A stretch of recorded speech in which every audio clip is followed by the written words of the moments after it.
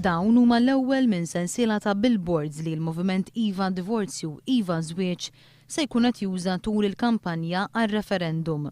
F'billboard minnhom tidher vittma ta' vjolenza domestika.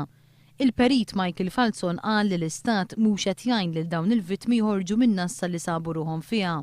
Falzon qal li l-unika soluzzjoni għal dawn il-vittmi hija li jerġgħu jiżżewġu ċivilment. Falzon irrefera għal esperjenza personali meta huwa kien parrinu ta' tarbija imwielda barra żwieġ u l-Knisja ma riditx tammidha bħal trabi oħra. Falzon qal li l-moviment ma jridx ibiddel il-policy tal-Knisja iżda jrid li l-Istat jirrikonoxxi li dan huwa ħażin. Billboard ieħor ta' dan il-moviment huwa dwar il-mod li bih l-Istat jiddiskrimina bejn Maltin u Maltin meta jirrikonoxxi biss divorzju li jkun ġej minn barra. L-uliet huma l-qofol ta' billboard ieħor.